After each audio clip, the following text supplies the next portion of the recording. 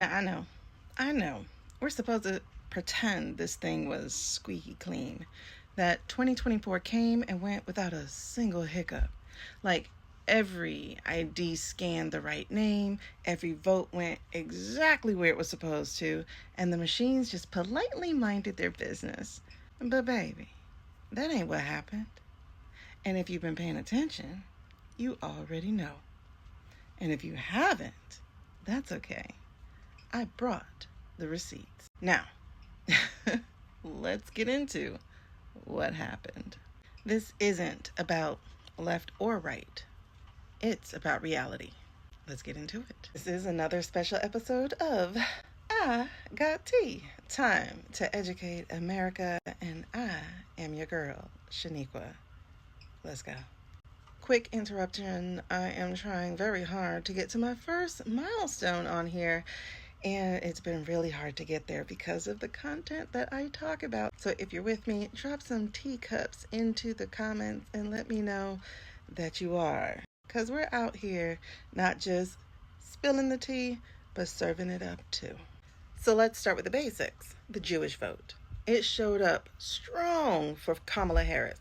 Now, that's not speculation, that's documentation. From the Jewish Virtual Library to the Jewish Democratic Council, they were one of the few groups, like the 92%, that didn't fall for the okie doke. I'm talking 70% consistent across years, parties, and polling organizations. So when you've got counties like parts of Rockland reporting literal zeros for Lotus, while the Democratic Senate candidate cruised to victory, that doesn't look like voting. That looks like filtering, allegedly. But here's where the tea gets scaldingly hot. That support didn't line up with what some precinct level data tried to say. Again, allegedly. Because in some places, votes just vanished. Allegedly. And in some places, people showed up and got told, "You've already voted." Allegedly.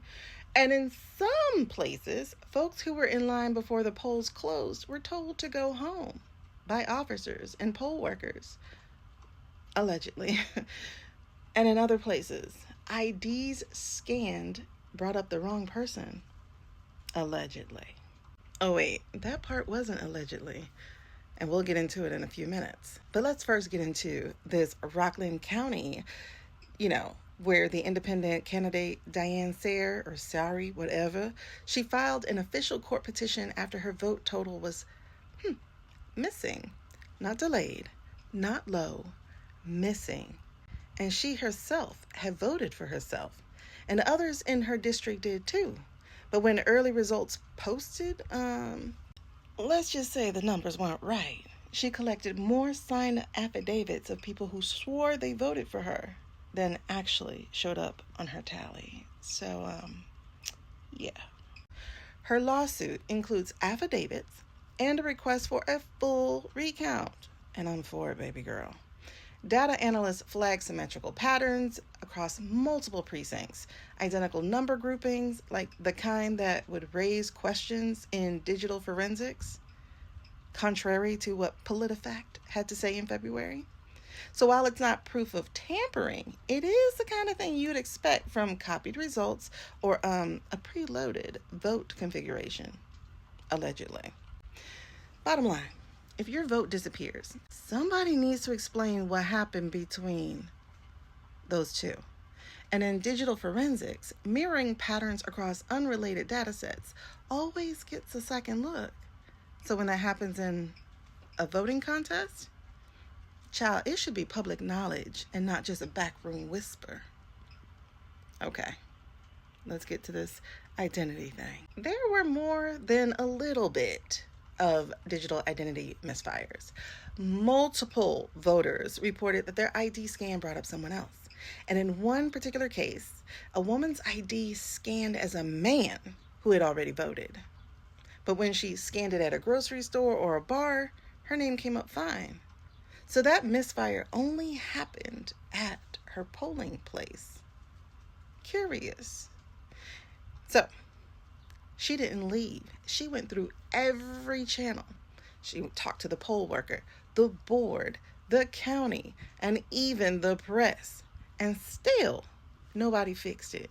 So she got her provisional ballot voted by affidavit, and then there was just silence. Nobody followed up. Nobody checked in on her. So, we got to be honest about this. Even though she voted provisionally, that means her vote was already compromised the moment the system replaced her with someone else. And the moment it happened to one person, so much else becomes suspect.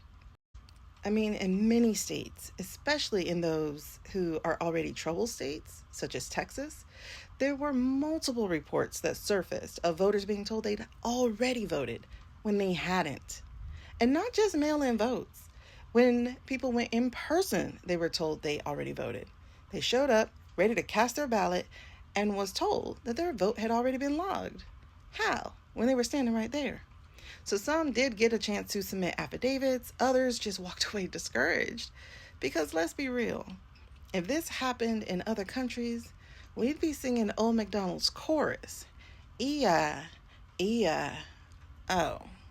And I don't care what side you're on. When the system pre-registers your voice without your consent, that's not a coincidence. That's a shutdown disguised as a service. Now, wait a minute. Y'all thought we would finish? Definitely are not, because we got... whatever. Okay. So, y'all, we got to talk about Coffee County, Georgia, and the pasty billionaires' tweets. So, let's talk about these machines. In Coffee County, Georgia, y'all, they didn't just misplace a thumb drive. They did a full system breach. Passwords leaked, software copied, and distributed, allegedly. Now, Texas and other touchscreen states, those states had machines flipping names, not registering or going blank. And if people didn't double check, they may have cast the wrong choice. Now, we have some colleges like University of Michigan, UCSD, Princeton, where experts have been warning since 2009 that these machines were vulnerable to reprogramming. And the Star Boy said it best: anything could be hacked. And not only did he say it once, he doubled down when asked about these vote counting computers specifically. And because that just wasn't a tweet, we've got to start taking it as a testimony. Now, add that to this research from the schools. Do y'all really still think this system is airtight? I don't. Okay, now this is the good, because this is recent. The Daily Boulder, y'all. We got to talk about their new claim that they just reported on June 8th, 2025. And the headline, "Machines were altered before the 2024 contest." Now, let's be smart. This is an unverified report. No court filing, no audit confirmation. But here's what makes it dangerous. It fits the pattern. Because, y'all, we already had confirmed breaches. We've already had software copy incidences. These are court cases. And we've already had a history of warnings. And based on what else we've seen, ID swaps, uncounted ballots, ballot box burnings, and disappearing vote tallies, would it really be that far-fetched? Allegedly? Really think about it. For those of you who are blue Lulus, 4 a.m. clubbers, y'all, please know you're not crazy. This isn't paranoia. It's a pattern. They've told us to stop asking questions. They've told us it was user error. They've told us that the system's way too secure to be manipulated. But the truth? We've been given too many reasons not to trust. And if your voice only counts when it's convenient, that's not democracy. That's a digital puppet show. So, whether you voted for Lotus, Taco Man, or the Invisible Independent, or actually none of the above, this is your fight. Because if you let them silence one person's vote without answers, the next one could be yours. We're with you, LA. Stay loud, stay legal, stay logged in.